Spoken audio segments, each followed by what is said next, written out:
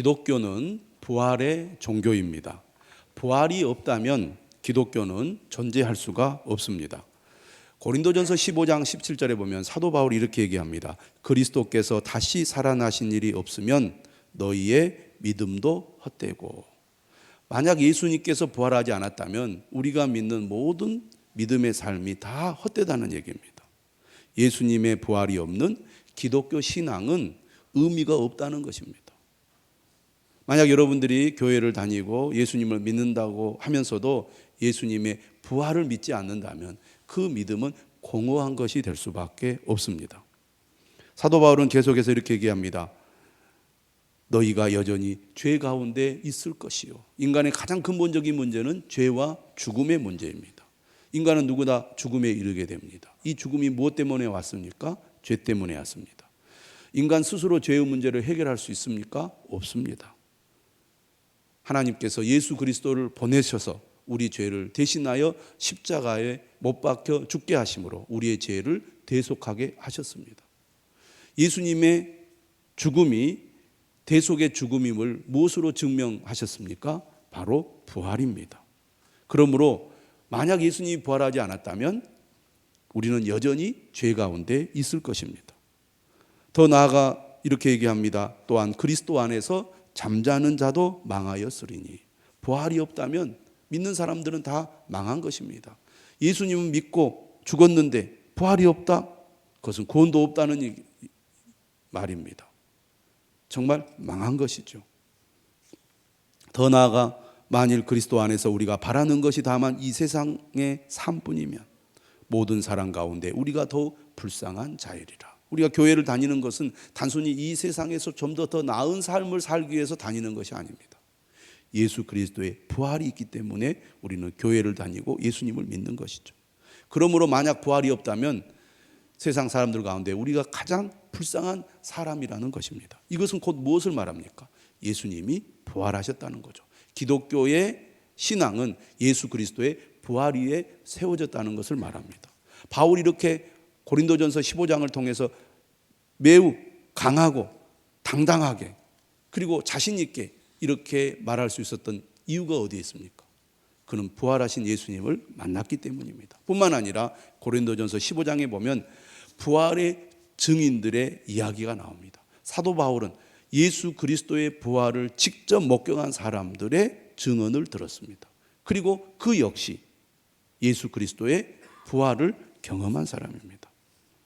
기독교는 그리스도의 부활 위에 세워져 있습니다. 예수님의 부활은 역사적인 사실입니다. 기독교가 전파될 수 있었던 것도 예수 그리스도의 부활이 있었기 때문에 가능합니다. 박해 속에서 예수님의 부활의 목격자들이 목숨 걸고 증거했기 때문에 기독교 전파가 지금까지 이어질 수 있었던 것입니다. 여러분, 어느 누가 거짓말을 위해 목숨을 걸겠습니까? 설사 거짓말에 속는다 할지라도 얼마나 오래 가겠습니까? 2000년 역사의 교회가 예수 그리스도의 부활을 증거합니다. 부활의 주님은 지금도 살아 계십니다. 믿는 자들과 함께 계심을 믿으시기를 바랍니다. 예수님의 부활은 예수님의 부활로 끝나지 않습니다.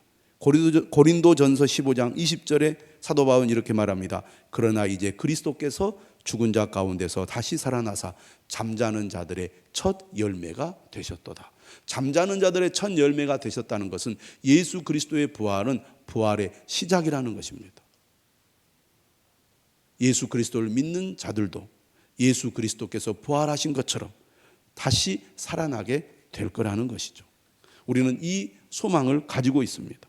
21절은 말합니다. 사망이 한 사람으로 말미암았으니 죽은 자의 부활도 한 사람으로 말미암는도다.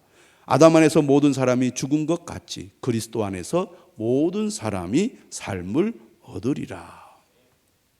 우리는 이 부활의 믿음을 가지고 부활의 소망 가운데 살아갑니다. 세상의 삶은 어렵고 힘들지요.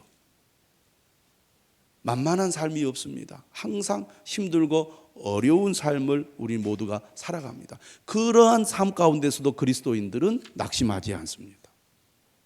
그러한 고난을 겪고도 다시 일어납니다. 무엇이 그것을 가능하게 합니까? 부활의 믿음입니다. 부활하신 예수님께서 지금도 믿는 자들 가운데 함께 하시기 때문에 우리는 어려움을 당하고 고난을 당하고 죽음의 위기 앞에서도 낙심하거나 절망하지 않습니다. 소망을 가집니다. 그것이 오늘 우리를 살아가게 만드는 힘입니다.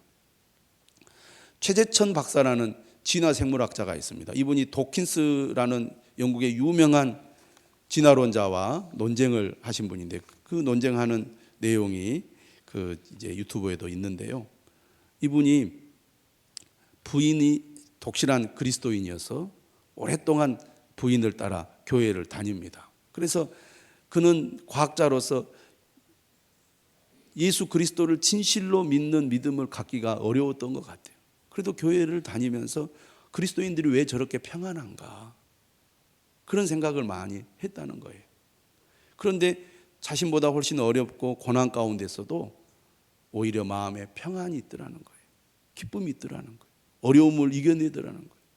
신앙이 아니면 어떻게 그게 가능하겠느냐 그런 생각을 했다는 거예요. 그래서 도킨스는 기독교를 말살해야 된다, 종교를 말살해야 된다고 주장하는 사람이면 논쟁하면서 그가 그렇게 얘기했습니다. 당신은 지금 쓸데없는 일을 하는 것이요, 신앙은 절대 없어지지 않을 것이라고 그가 강력하게 얘기를 했답니다. 그러니까 도킨스가 막 발발 막 이렇게 큰 소리를 치면서 말이 되느냐고, 당신 과학자 아니냐고 그렇게 따졌다는 거예요. 근데 자신이 아직은 교회를 다니고 부인을 따라다녀서 교회의 분위기나 문화를 알지만 본인은 진정한 신앙에 이르지는 못했던 것 같아요. 그래도 믿는 사람들에게는 뭔가 믿지 않는 사람들과는 다른 것이 있구나라는 것을 그가 느낀 거죠. 여러분, 우리는 이 세상을 사는 동안 부활의 능력을 체험할 수 있습니다. 왜냐하면 우리가 믿는 예수님은 2000년 전에 죽으신 분이 아닙니다. 2000년 전에 죽었다가 살아나셔서 지금도 우리와 함께 계시는 살아계신 주님이심을 믿습니다. 우리가 예수님을 영접한다는 것은 부활하여 지금도 살아계시는 예수님을 영접한다는 것이고, 예수님을 우리가 만난다는 것은 단순히 2000년 전에 예수님이 하신 말씀 그 기록을 우리가 만난다는 게 아닙니다. 지금도 살아계셔서 우리 삶 가운데 역사하시는 살아계시는 주님을 만나는 것입니다. 저는 그러한 믿음을 가지고 살아가는 여러분들이 되시기를 주님의 이름으로 축원합니다. 그러므로 부활의 믿음을 가진 성도들은 고난 가운데서도 승리하게 됩니다. 죽음도 두려워하지 않습니다. 기쁨과 평안을 가집니다. 아까 여러분 코리텐붐 여사 이야기를 보셨을 것입니다. 도저히 용서할 수 없는 상황에서도 부활의 주님이 그와 함께 하시니까 용서할 수 있는 능력이 생기는 거예요. 부활의 믿음을 가진 사람들은 오늘 우리의 삶에 고난과 어려움이 찾아온다 할지라도 부활의 능력으로 이기게 될 줄로 믿습니다. 이 부활의 신앙을 가지고 살아가시기는 저와 여러분들이 되시기를 주님의 이름으로 축원합니다. 오늘 본문은 우리에게 무엇을 말하고 있습니까? 부활의 증인이 되라고 말씀합니다. 예수님은 마태복음을 통하여 우리에게 부활의 증인이 될 것을 도전하고 있습니다. 복음서는 부활의 증인들의 생생한 증언이 기록된 책입니다. 부활의 첫 목격자가 누구입니까? 막달라 마리아입니다. 당시에 증인이 되려면 2사람 이상의 증인이 있어야 그 증거가 수립이 됩니다. 근데 증거가 인정이 되려면 증인의 자격을 갖춰야 되는데 여자는 증인의 자격이 되지 않았습니다. 그럼에도 불구하고 복음서 4권은 공히 막달라 마리아가 첫 목격자라고, 첫 증인이라고 기록을 하고 있습니다. 왜 증인의 자격이 없는 여인을 목격자라고 그렇게 증거하고 있을까요? 그것은 역사적인 사실이기 때문입니다. 실제로 일어난 일이기 때문이죠. 예수님의 죽음과 부활의 현장에는 중요한 목격자들이 있었습니다. 그들의 이름이 정확하게 기록이 되고 있어요. 예수님을 무덤에 안장한 사람이 누굽니까? 아리마대 사람 요셉입니다. 이 아리마대 사람 요셉의 이야기는 마태복음, 마가복음, 누가복음, 요한복음 4복음서에 다 기록되어 있습니다. 막달라 마리아도 마찬가지입니다. 어떻게 그녀가 첫 목격자가 될 수 있었을까요? 그녀가 12명의 제자들과 다른 점은 무엇일까요? 27장 55절에서 56절에 보면 이 막달라 마리아에 대한 이야기가 소개가 됩니다. 이 막달라 마리아는 갈릴리에서부터 예수님을 섬겼던 여인입니다. 그리고 한결같이 예수님 곁에서 예수님을 돕고 섬겼을 뿐만 아니라 예수님이 십자가에 죽기 위하여 예루살렘에 올라가실 때도 동행을 했습니다. 그리고 십자가의 죽음의 현장에서도 이 여인은 예수님을 떠나지 않았습니다. 예수님을 그만큼 신뢰하고 예수님을 끝까지 따랐던 여인이 바로 막달라 마리아였습니다. 제자들과는 비교가 되죠. 예수님의 선택을 받은 12명의 제자들은 큰 소리만 치고 막상 예수님이 붙잡혀 가시자 다 도망갔습니다. 베드로는 어땠습니까? 주와 함께 죽을지언정 주를 부인하지 않겠나이다. 큰 소리 쳤습니다. 다른 제자들도 뒤질세라 똑같이 말했어요. 그러나 막상 예수님께서 붙잡혀 가셨을 때 다 도망갔습니다. 그럼에도 불구하고 예수님 주변에서 끝까지 예수님을 떠나지 않았던 사람들이 바로 여인들이었고 그 중에 막달라 마리아가 있었습니다. 그래서 예수님이 십자가에 못 박혀 죽으실 때 예수님의 그 죽으심을 직접 눈으로 보았을 뿐만 아니라 예수님의 시신을 어디에 안장을 했는지 그 목격자도 막달라 마리아와 여인들이었습니다. 아리마대 요셉이 새 무덤에 예수님을 안장하고 무덤 문을 닫았을 때 막달라 마리아와 다른 마리아가 무덤을 향하여 앉았습니다. 사형에 처한 죄인들을 위해서 통곡을 하면서 죽음을 슬퍼하는 것은 금지되어 있었기 때문에 그 슬픔을 사귀면서 예수님의 무덤을 지키고 있었던 여인이 바로 막달라 마리아였던 것입니다. 이처럼 끝까지 예수님을 떠나지 않고 예수님을 따랐던 여인에게 예수님은 나타나신 거죠. 마태복음 27장을 보면 예수님 주변에 사람들이 등장을 하는데 그 중에 대표적인 사람들이 바로 대제사장들, 서기관들, 바리새인들이었습니다. 이들은 하나님을 잘 알고 또 하나님의 말씀을 잘 안다는 사람들이었습니다. 그런데 하나님의 아들이 이 땅에 왔을 때 그들은 하나님의 아들이신 예수님을 배척했습니다. 배척한 정도가 아니죠. 예수님을 제거하려고 온 힘을 기울여서 예수님을 결국 죽음에 이르게 합니다. 그래서 빌라도 총독을 압박하여 십자가에 매달았습니다. 가장 처절하고 가장 잔인한 형벌이었습니다. 십자가에 매달아서 죽을 때까지 매달아 놓는 게 십자가형이죠. 대제사장들과 서기관들 그리고 장로들이 예수님을 희롱합니다. 그가 남은 고연하였으되 자기는 구원할 수 없도다. 그가 이스라엘의 왕이로다. 지금 십자가에서 내려올지어다. 그리하면 우리가 믿겠노라. 예수님이 이 땅에 오신 목적이 무엇이고 예수님이 왜 십자가에 매달렸는지 그 목적을 전혀 모르고 하는 얘기죠. 또 이렇게 얘기해요. 그가 하나님을 신뢰하니 하나님이 원하시면 이제 그를 구원하실지라. 그의 말이 나는 하나님의 아들이라 하였도다. 재밌는 것은 이 대제사장들과 서기관 바리새인들이 예수님의 말씀을 알고 있었다는 것입니다. 기억하고 있었다는 거예요. 그래서 무덤에 묻힌 후에 대제사장들과 바리새인들이 빌라도 총독을 찾아가서 이렇게 얘기합니다. 주여, 저 속이던 자가, 예수님을 가리켜서 속이던 자라고 말해요. 예수님이 하신 말씀, 예수님이 행한 기적, 예수님에게 일어난 모든 사건을 예수님을 믿지 않으니까 속이는 자라고 생각을 하는 거예요. 오늘도 마찬가지입니다. 성경을 통해서 하나님께서 우리에게 분명히 말씀하십니다. 분명히 증거하십니다. 그러나 믿지 않는 사람은 거짓말한다고 생각하는 거예요. 속이고 있다고 생각하는 거죠.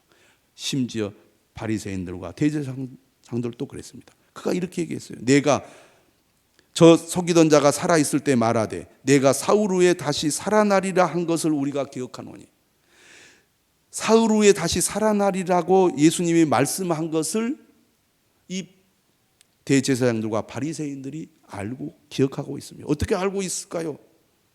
그 사람들은 권력자들로서 최고의 정보를 다 입수하고 있기 때문에 예수님께서 하신 말씀이 무엇이었는지 그들이 다 접수하고 다 그들이 기억하고 있는 거죠.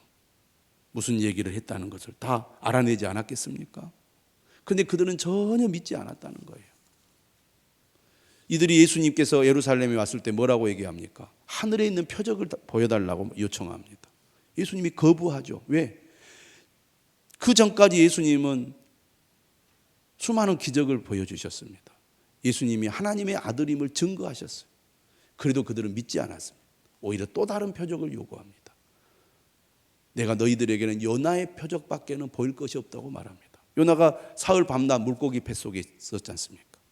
인자가 죽었다가 사흘 만에 다시 살아나리라고 말씀하잖아요.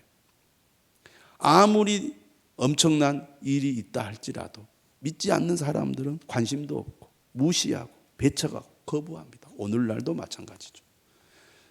예수님의 부활은 누구에게 증거되었습니까? 불신자들, 믿지 않는 자들, 배척하고 거절하는 자들에게 예수님은 나타나지 않으셨습니다. 끝까지 예수님을 믿고 따르던 사람들에게 예수님은 나타나셨어요. 지금도 마찬가지입니다. 부활하신 예수님, 지금도 살아계신 예수님을 누가 만날 수 있습니까? 아무나 만나는 게 아닙니다. 예수님을 믿고 예수님을 간절히 찾고 예수님을 따르고자 하는 자에게 예수님은 지금도 나타나서 만나 주신다는 것을 믿으시기를 바랍니다. 오늘 본문을 보십시오. 그러한 막달라 마리아에게 예수님이 나타나셨어요. 안식일이 되면 안식일을 지켜야 하기 때문에 무덤을 계속 지킬 수가 없었습니다. 안식일이 되기 전에 예수님이 안장된 무덤을 확인하고 집으로 돌아가서 안식일을 지킵니다. 그 하루가 얼마나 길었겠습니까? 막달라 마리아와 여인들에게. 그래서 오늘 본문 1절에 보면 안식 후 첫날이 되려는 새벽에 예수님의 무덤을 보려고 달려갑니다. 그렇게 간절히 예수님을 원하고 예수님을 찾고 예수님을 기다리고 예수님을 만나고자 했던 사람들이 여인들이었고 그 중에 막달라 마리아가 있습니다. 주님은 지금도 우리가 간절히 찾고 구할 때 우리를 만나 주십니다. 믿지 않고 의심하고 거짓말이라고 생각하고 배척하는 자들에게 주님은 나타나지 않으십니다. 그들이 정말 예수님이 어떻게 되었을까? 그리고 예수님의 시신에 향품이라도 발라드리려고 새벽에 일찍 예수님을 만나러 예수님이 안장된 무덤에 갔습니다. 그때 큰 지진이 일어났고 주의 천사가 하늘로부터 내려와 돌을 골려내고 그 위에 앉아 있었습니다. 성경을 보면 하나님의 중요한 메시지를 누가 전달합니까? 천사들이 전달합니다.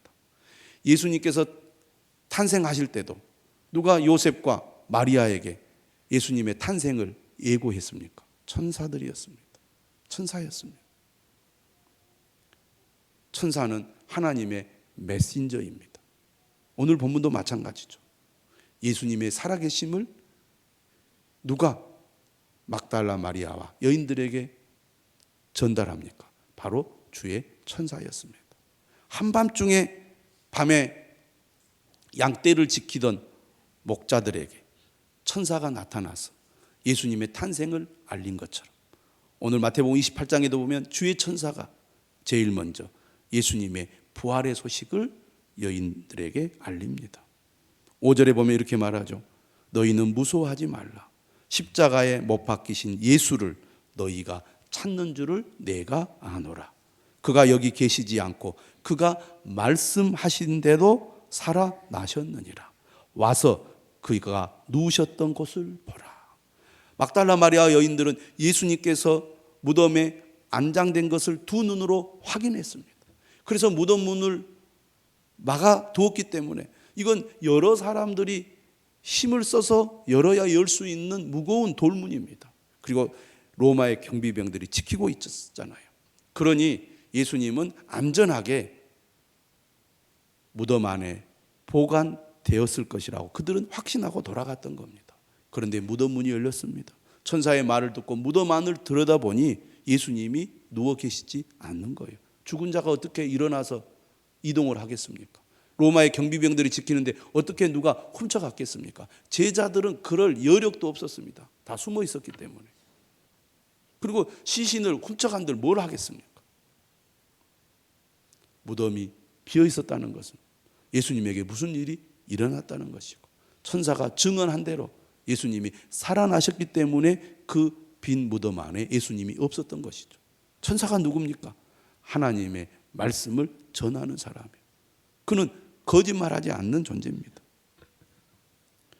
그 빈 무덤과 천사의 증언을 듣고 막달라 마리아와 여인들은 예수님이 살아나셨구나라는 것을 그들이 깨닫게 됩니다.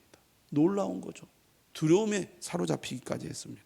근데 천사가 뭐라고 이 막달라 마리아와 여인들에게 얘기합니까?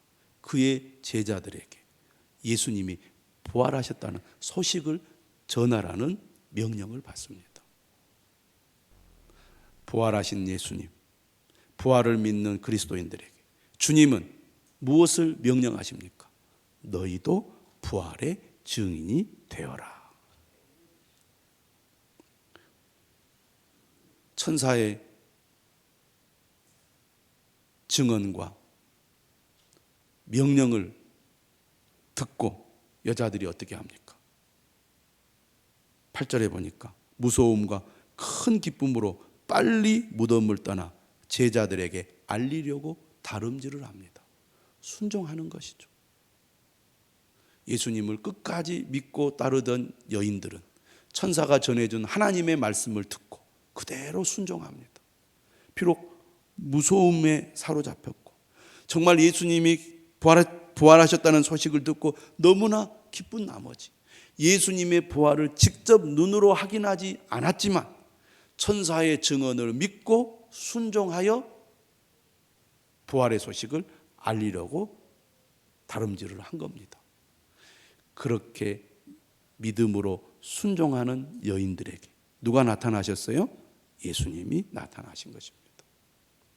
주님을 간절히 찾고 주님을 간절히 믿고 따르는 사람에게 주님은 나타나는 겁니다. 그래서 오늘 9절에 말하는 거죠. 예수께서 그들을 만나 이르시되 평안하냐? 이렇게 예수님이 안부를 묻자 여자들이 나아가 그 발을 붙잡고 경배합니다. 그리고 말씀하시죠. 무서워하지 말라. 가서 내 형제들에게 갈릴리로 가라 하라. 거기서 나를 보리라. 예수님도 천사와 똑같이 부활의 증인이 되라고 명령하십니다. 예루살렘은 예수님을 배척하던 곳입니다. 종교 지도자들이 예수님을 배척하고 죽인 곳이죠. 사람들이 예수님을 배척했습니다. 갈릴리는 오히려 예수님을 환영하고 예수님의 은혜와 사랑을 경험했던 지역입니다. 다시 예수님 그리 가겠다는 것이죠. 그래서 제자들이 예수님을 따라서 그곳에서 복음의 사명을 감당하도록 하게 하겠다는 것입니다. 너희가 이제는 복음의 증인이 되어라. 막달라 마리아와 여인들은 예수님의 부활 소식을 제자들에게 알렸습니다. 부활의 소식을 들은 제자들에게 예수님이 나타나셨죠. 부활의 주님을 만난 제자들이 변하여 예수 그리스도의 부활을 증거하는 사람들로 바뀌었습니다. 그래서 교회가 시작된 것입니다. 마태복음 28장 20절 마지막 절이죠. 예수님 어떻게 말씀하십니까? 보라, 내가 세상 끝날까지 너희와 항상 함께 있으리라. 제자들이 목숨을 걸고 예수님의 부활을 증거할 수 있었던 것은 무엇 때문입니까? 그들이 예수님의 부활을 목격했기 때문이요. 그들과 함께 계시는 부활하신 예수님, 예수님이 그들에게 힘과 능력을 주셨기 때문입니다. 세상 끝날까지 우리와 항상 함께 계시겠다고 약속하신 주님은 지금도 예수 그리스도를 믿고 따르는 자들 가운데 계십니다. 우리가 간절히 주님을 원하고 간절히 주님을 찾고 주님의 말씀에 귀를 기울이고 주님을 만나기 원할 때 주님은 우리를 만나 주십니다. 우리의 진정한 변화는 주님을 만날 때 가능합니다. 예수 그리스도를 믿는다는 것은 지금도 살아계신 예수님을 믿는다는 것이고, 그것은 곧 우리가 인격적으로 예수님을 만난다는 것은 살아계신 주님을 만나는 것입니다. 저는 예수님을 간절히 찾고 예수님을 간절히 원하며 예수님의 말씀에 귀를 기울이고 그를 바랄 때 주님이 여러분을 만나 주실 줄로 믿습니다. 그리고 그런 우리에게 부활의 증인이 되라고 말씀하십니다. 우리 모두 부활의 증인이 되어 아직도 예수 그리스도를 모르는 사람들에게 부활의 주님을 만날 수 있도록 인도하는 저와 여러분들이 되시기를 주님의 이름으로 축원합니다.